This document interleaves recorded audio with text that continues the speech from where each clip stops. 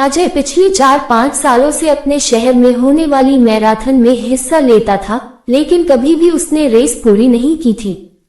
पर इस बार वह बहुत एक्साइटेड था, क्योंकि पिछले कई महीनों से वह रोज सुबह उठकर दौड़ने की प्रैक्टिस कर रहा था और उसे पूरा भरोसा था कि वह इस साल की मैराथन रेस जरूर पूरी कर लेगा। देखते देखते मैराथन का दिन भी आ गया और धायम की आवाज के साथ रेस शुरू हुई। बाकी धावकों की तरह अजय ने भी दौड़ना शुरू किया। वह जोश से भरा हुआ था और बड़े अच्छे ढंग से दौड़ रहा था, लेकिन आधी रेस पूरी करने के बाद अजय बिल्कुल थक गया और उसके जी में आया कि बस अब वहीं बैठ जाए।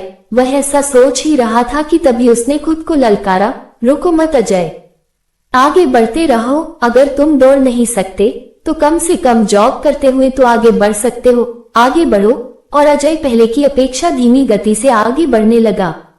कुछ किलोमीटर इसी तरह दौड़ने के बाद अजय को लगा कि उसके पैर अब और आगे नहीं बढ़ सकते। वह लड़खड़ाने लगा।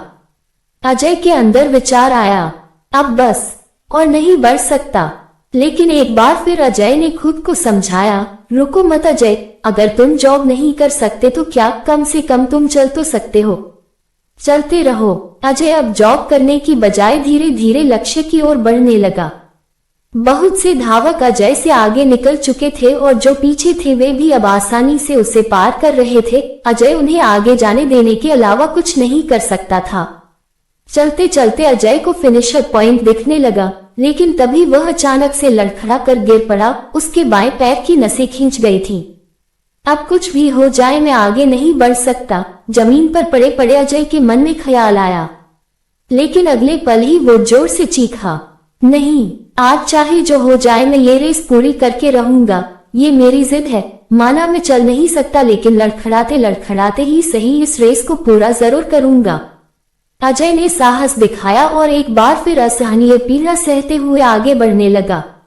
और इस बार वह तब तक बढ़ता रहा जब तक उसने फिनिशर लाइन पार नहीं कर ली।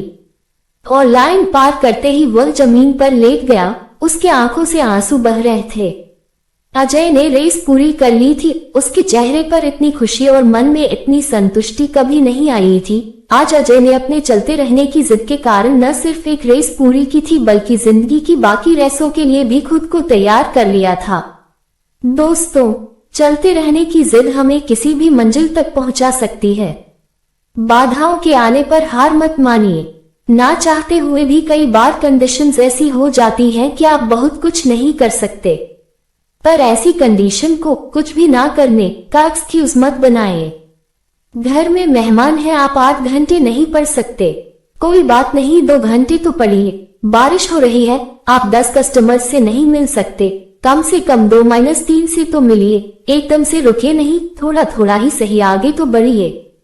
और जब आप ऐसा करेंगे तो अजय की तरह आप भी अपने जिंदगी की रेस जरूर पूरी कर पाएंगे और अपने अंदर उस खुशी, उस संतुष्टि को महसूस कर पाएंगे जो सिर्फ चलते रहने की जिद से आती है।